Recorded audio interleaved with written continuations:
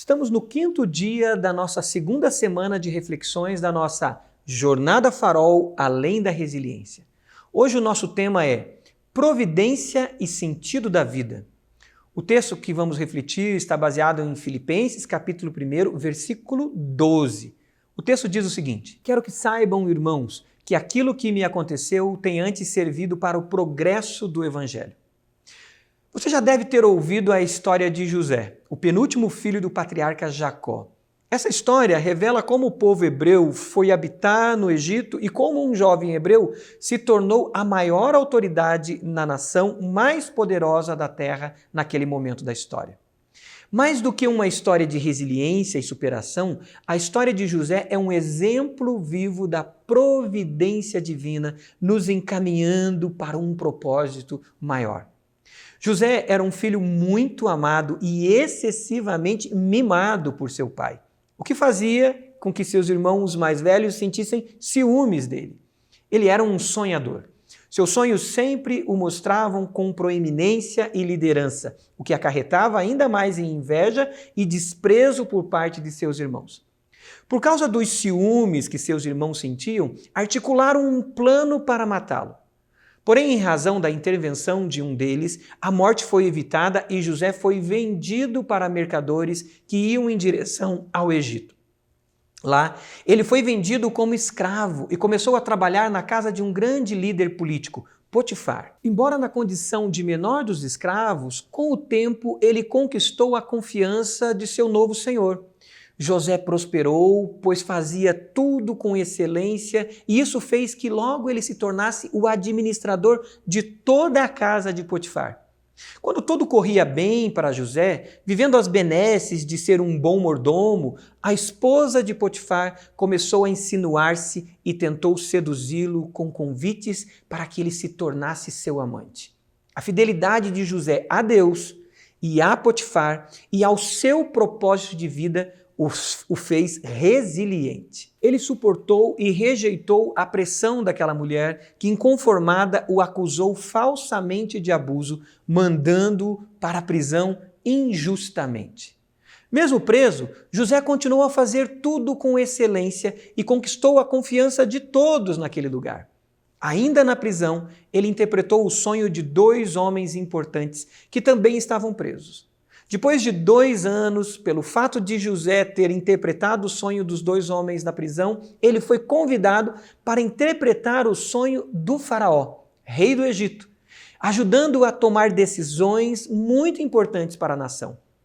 Encantado com tanta sabedoria, Faraó o soltou da prisão e o promoveu ao posto de governador do Egito.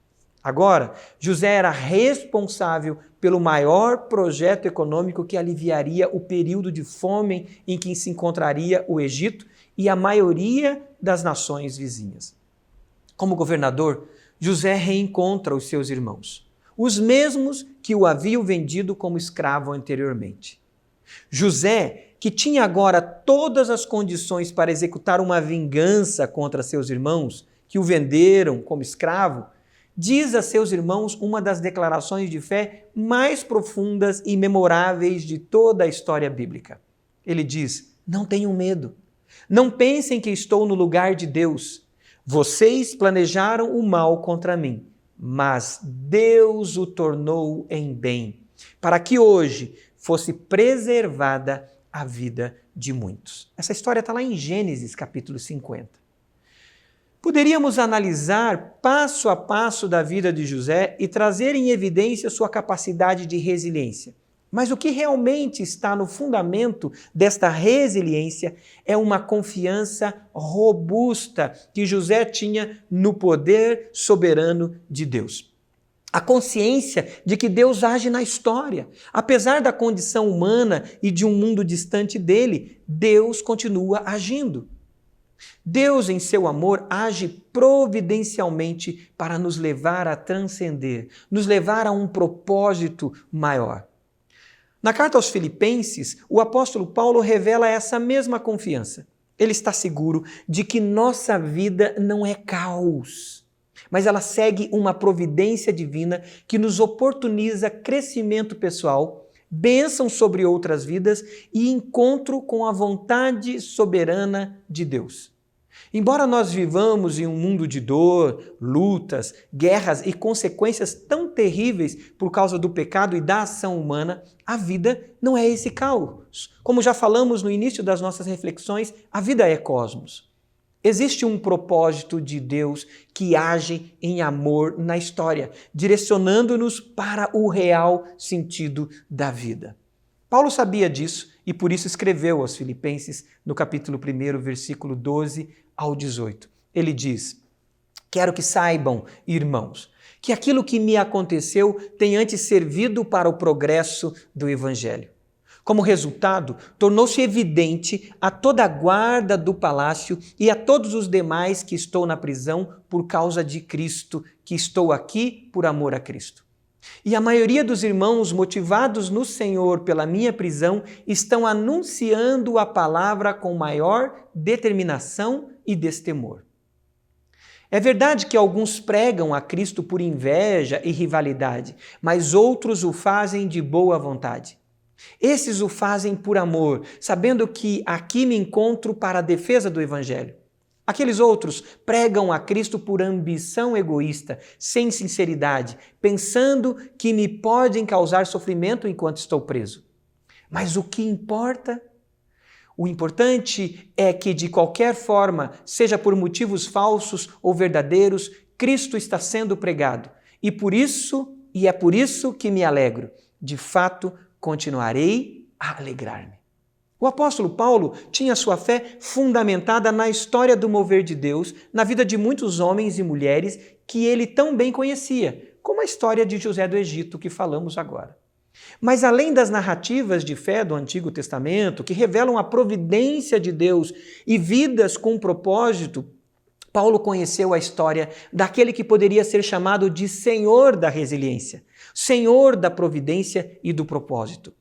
Paulo conheceu a história de outro hebreu que, falsamente acusado por seu próprio povo, sofreu um castigo extremo nas mãos de um povo cego pelo orgulho e pela religiosidade. E ainda assim demonstrou por meio da ressurreição que Deus transforma o mal em bem para que seja preservada a vida de muitos. Paulo conheceu a história de Jesus. Com essas narrativas da soberania e ação de Deus de Israel ecoando em sua mente e com a experiência pessoal que Paulo teve com Jesus ressurreto, Paulo sabia que, de alguma maneira, o mal que vinha sobre ele seria transformado em bem. E ele já começava a ver isso na experiência da prisão, com o avanço do evangelho na própria guarda pretoriana. Até mesmo a prisão contribuiu para que o seu propósito específico de vida fosse cumprido.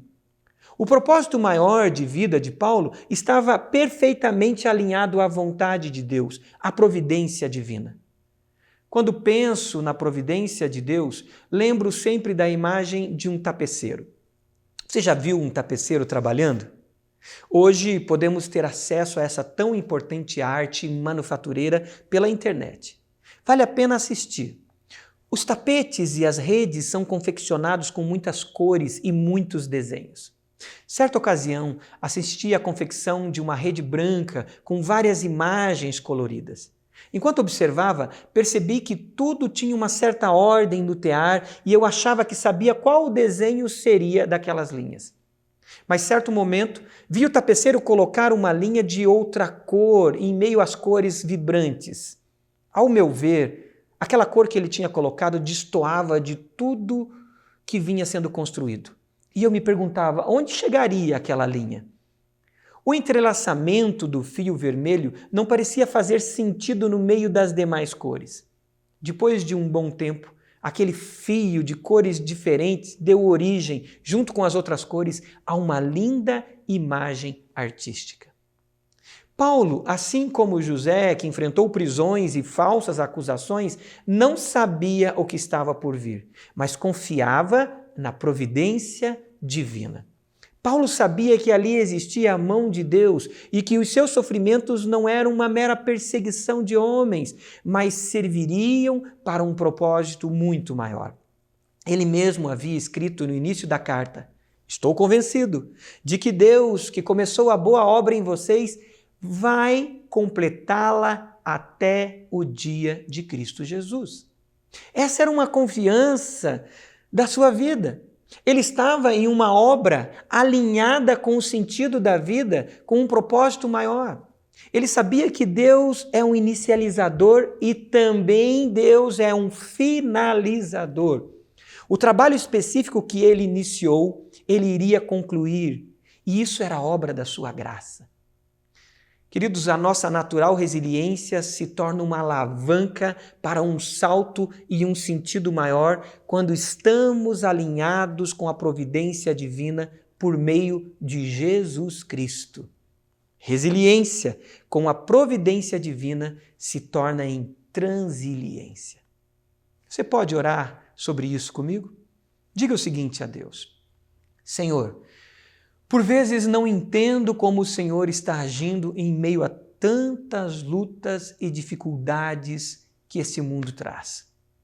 Não sei o porquê das minhas incertezas, muitas vezes financeiras, ou das enfermidades que muitas vezes tomam conta da família, e às vezes até de desentendimentos com pessoas que amo. Transforma, Senhor, essas lutas, esses desafios em crescimento na minha vida e me ensina a ver a sua obra nisso tudo. Me faz crer que o Senhor é o melhor dos tapeceiros.